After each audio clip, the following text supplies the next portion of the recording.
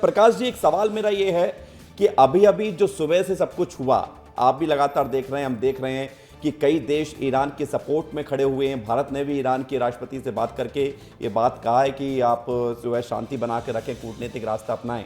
लेकिन हमें ये समझना होगा कि ये जो कुछ हो रहा है वो इजराइल ने शुरू किया ईरान पर, क्योंकि परमाणु हमले जो परमाणु बम बनाने की ईरान कोशिश कर रहा था उसी को टारगेट लेते हुए इजराइल ने शुरुआत की और आज अमेरिका ने उसको एस्केलेट कर दिया है। लेकिन क्या रेडिएशन हो गया है वहां पर? क्योंकि ईरान इसको अभी इत्तेफाक नहीं कर रहा है प्रकाश जी कि ऐसा कुछ हुआ है, नुकसान ज्यादा हुआ है। देखिए, ये तो लड़ाई की अपनी अपनी स्ट्रेटेजी है। ईरान क्यों कहेगा कि हमारे तमाम परमाणु बेस, हमारे अड्डे खत्म हो गए या नष्ट हो रहे हैं? वो करेगा भी नहीं। लेकिन मुझे ये लगता है कि जिस तरह से अमेरिका ने कहा था कि इराक में परमाणु बम बन रहे हैं, लीबिया में परमाणु बम बन रहे हैं, तो कहाँ बने, कहाँ नष्ट हुए, क्या हुआ? बात यह है कि ट्रंप भारत को ब्लैकमेल कर रहे हैं। पाकिस्तान तो उनकी गोद में है ही, 100% गोद में।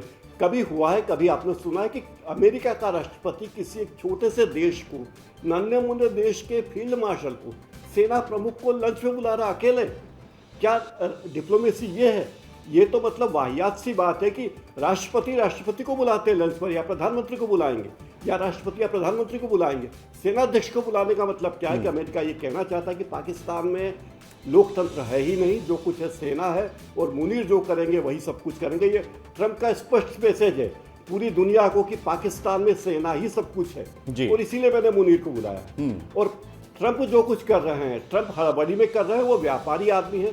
ट्रंप राजनीतिक के रूप में व्यापारी और पाकिस्तान के सेना प्रमुख मुनीर सेनाध्यक्ष के रूप में, मतलब फील्ड मार्शल के रूप में व्यापारी हैं। तो ये दो व्यापारियों की बैठक हुई, दोनों को अपना माल। बिल्कुल, ये बड़ी बात आपने कही है कि ट्रंप, देखिए ट्रंप बिजनेसमैन है, ये पूरी दुनिया जानती है। प्रकाश जी, आपने बिल्कुल सही कहा इस मामले में। क्या ऐसी स्थिति बन सकती है तोमर साहब कि अब डिप्लोमेसी का रास्ता नहीं बच गया है, तो क्या ईरान में ये क्षमता है कि वो अमेरिका पर अटैक करे, और अगर अटैक करता है तो उसका फिर रिएक्शन क्या होगा? ईरान के पास कोई क्षमता नहीं है ना। जैसे मैंने बोला है कि उनकी जो नेवी है वो नॉन फंक्शनल हो गई, उनकी एयरफोर्स नॉन फंक्शनल हो गई, उनकी जो एयर डिफेंस यूनिट्स हैं वो नॉन फंक्शनल हो गई हैं, उनका सारा कम्युनिकेशन अमेरिका और इजराइल ने ठप कर दिया है। उनके पास पूरी एयर सुपीरियरिटी है। इजराइल के और अमेरिका के फाइटर एयरक्राफ्ट्स ईरान के एयर स्पेस में एंटर कर लेते हैं, आराम से बॉम्बार्डमेंट कर लेते हैं। उनके 6 B-2 बॉम्बर्स जो है फर्स्ट टाइम ये अमेरिका ने यूज किया है किसी बैटल में। और मैं उस बॉम्ब की बात कर रहा था जिसका जिक्र आप कर रहे हैं। वो जो बॉम्ब है अमेरिका के पास, वो जो अमेरिका के पास बॉम्ब है, जो बंकर बस्टर है GBU-57, जिसका वजन 13 टन होता है और उसमें 3 टन का वॉरहेड होता है। और जब ये अपने टारगेट को हिट करता है तो जो मिसाइल की जो है, ये जो बंकर बस्टर है GBU-57, जिसको मदर ऑफ ऑल वेपन्स बोलते हैं, मदर ऑर्डिनेंस पेलोड बोलते हैं, और ये सबसे हेवीएस्ट बॉम्ब है ये दुनिया का। और भारत को अब क्या करना चाहिए तोमर साहब? देखिए, एक पिक्चर आई थी इंडिया में, अग्निपथ, और उसमें डैनी ने अमिताभ बच्चन को बोला था कि अगर मैं ताकतवर आदमी से दोस्ती करूंगा तो मेरी भी ताकत बढ़ जाएगी। तो अमिताभ बच्चन ने बोला था कि बचपन में मैं तुम्हारी कार साफ करता था। तो डैनी ने बोला अब तुम मेरा कपड़ा पहनना चाहते हो। तो ये कभी अमेरिका को ये मंजूर नहीं है। और हमको पाकिस्तान से सीखना चाहिए कि एक इस्लामिक कंट्री होते हुए भी वो एक ताकतवर कंट्री अमेरिका से वो दोस्ती करता है। अगर हम अमेरिका से दोस्ती करते हैं, इजराइल से दोस्ती करते हैं और सपोर्ट अमेरिका से तो हमारी दोस्ती है ही ऑलमोस्ट, इसको हम नकार नहीं सकते कि अमेरिका हमारा दोस्त नहीं है।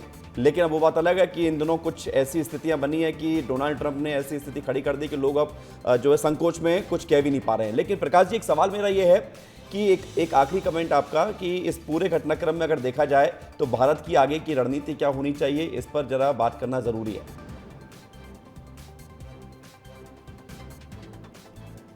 भारत की रणनीति होगी कि इंतजार करो और देखो। अब भारत ये बात जानता है कि अमेरिका कभी भी भारत का मित्र नहीं होगा।